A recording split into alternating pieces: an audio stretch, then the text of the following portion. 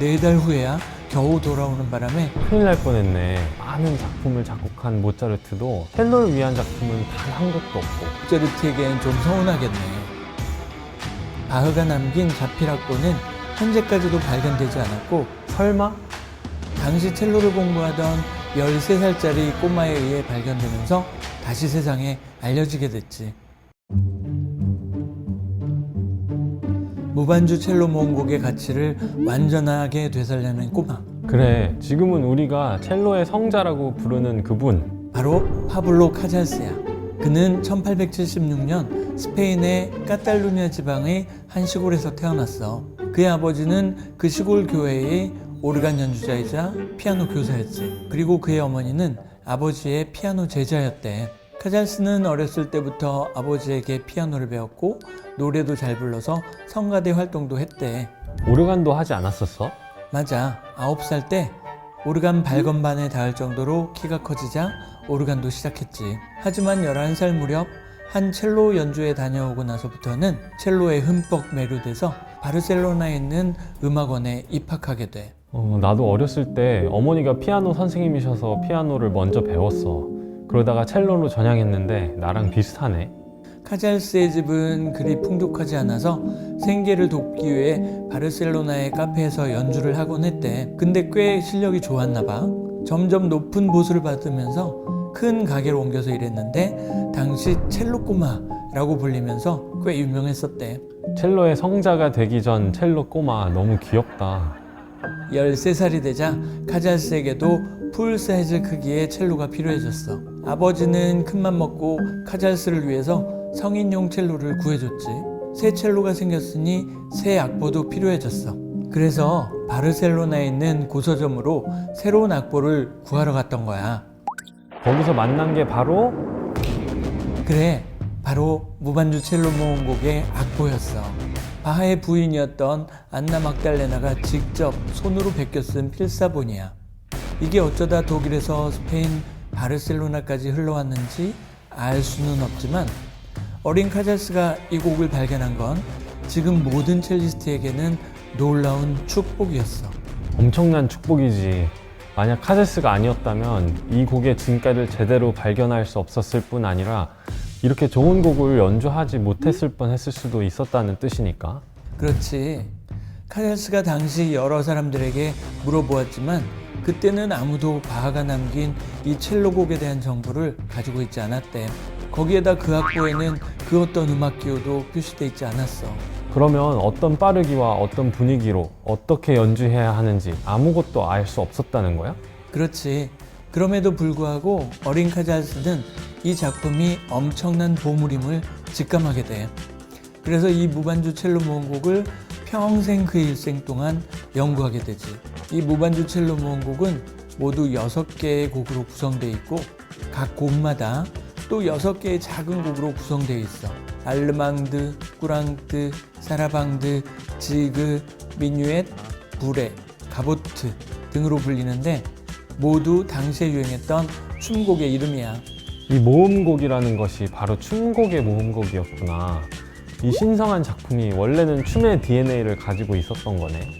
아무튼 꼬마 카잘스는 이 곡을 제대로 연주하기 위해서 여러 가지 방법을 시도해보고 또 필요한 주법을 개발하기도 하면서 이 곡과 긴 시간을 씨름했어. 무려 12년 동안이나. 그리고 어느 정도 확신이 생기자 처음으로 이 곡을 무대에 올리면서 세상에 소개했지.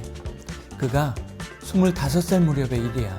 나도 새로운 곡을 만나면 몇 달 동안 어떻게 연주할지 고민하기도 하지만 카잘스는 한 곡을 무려 12년이나 연구했다니 놀랍기도 하고 한편으로는 경이롭네.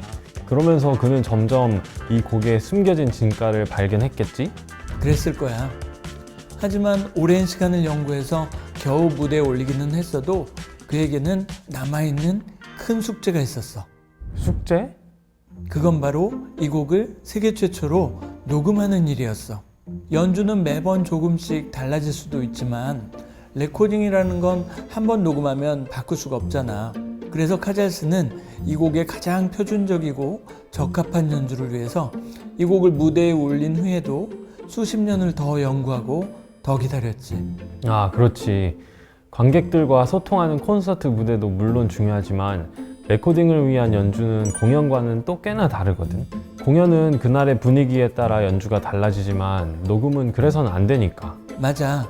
녹음은 더욱 자신이 생각하는 뚜렷한 음악적 메시지를 담는 게 더 중요하거든. 그래서 카잘스는 세계적인 첼리스트로 존경받는 위치에 올랐지만 여전히 무반주 첼로 모음곡을 녹음하지 않았어. 그만큼 그에게 무반주 첼로 모음곡이 특별했다는 거네. 그렇지. 그가 마음을 굳히고 녹음을 시작한 건 35년이 더 흐른 뒤 그의 나이 60살 무렵이었어.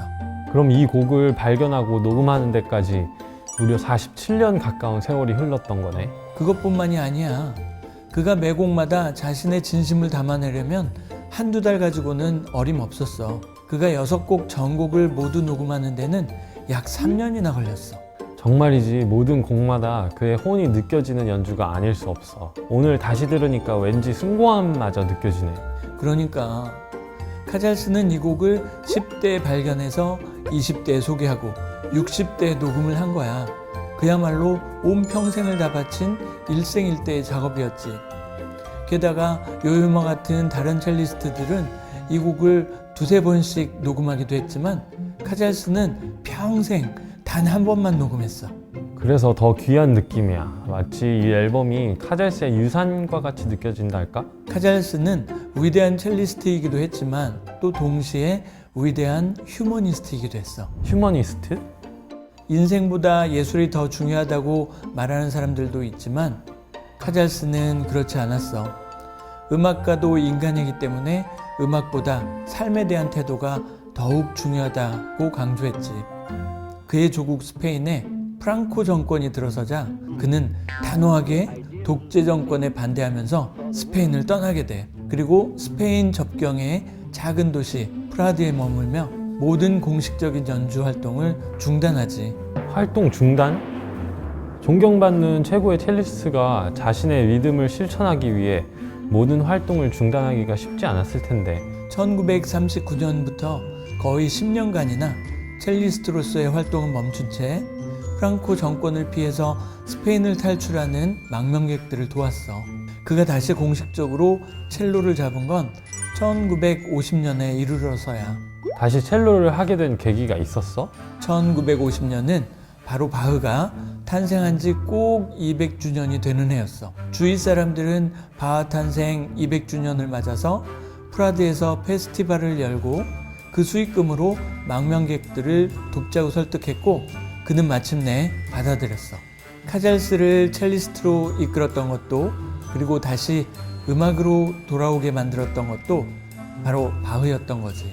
프라드에서 시작된 이 페스티벌은 나중에 카잘스 페스티벌로 이름을 바꾸면서 계속 지속하게 돼. 아이작 스턴, 무스티슬라프 로스트로포비치, 요요마, 피에르 프르니에, 제클린 디프레, 다니엘 바렌보임, 이작 펄만, 루돌프 제르킨, 비렐름 바카우스 등 이런 거장의 음악가들이 모두 참여했었다고 해. 와, 그 세계 최고의 대가들이 그 작은 마을에 총출동했다니 다시 한번 카잘스의 위력이 새삼 다가오네. 1961년에는 자유와 인권 수호에 대한 존경의 표시로 당시 미국 대통령이던 존 F 케네디가 그를 백악관으로 초청해서 연주회를 갖기도 했어. 이 화제의 콘서트는 실황으로 녹음돼서 남아있기도 해. 그리고 케네디 대통령은 후에 대통령 자유훈장을 카잘스에게 수여하기도 했지. 미국 대통령뿐만 아니라 세상 모든 첼리스트들도 파블로 카잘스에게 훈장을 드려야 할 것 같은 걸. 카잘스는 무반주 첼로 모음곡은 딱 한 번 녹음했지만 혼자 연주하는 무반주와는 다르게 인생은 혼자 살지 않았어. 3번이나 결혼했지. 마지막 결혼은 그가 80살 무렵이었어. 사랑과 열정만큼은 그 어떤 젊은 사람 못지 않았구나. 그는 끝까지 인생과 음악을 사랑하며 96세까지 장수하다가 세상을 떠났어. 그가 오래오래 살아서 첼로계에 많은 선한 영향을 주어서 다행이야. 내가 그런 위대한 첼리스트의 이름을 딴 콩쿠르에서 우승했다니 자부심과 함께 더 큰 책임감을 느끼게 되네. 나는 카잘스가 말년에 했다는 한 인터뷰가 오랫동안 기억에 남아. 90이 넘었어도 하루도 빼놓지 않고 매일매일 연습을 지속하는 카잘스를 보고 누가 이렇게 얘기했다지? 선생님은 왜 아직도 매일 몇 시간씩이나 연습을 계속하시나요? 왜냐하면 그건 제가 아직도 매일 조금씩 발전하는 것을 느끼기 때문입니다.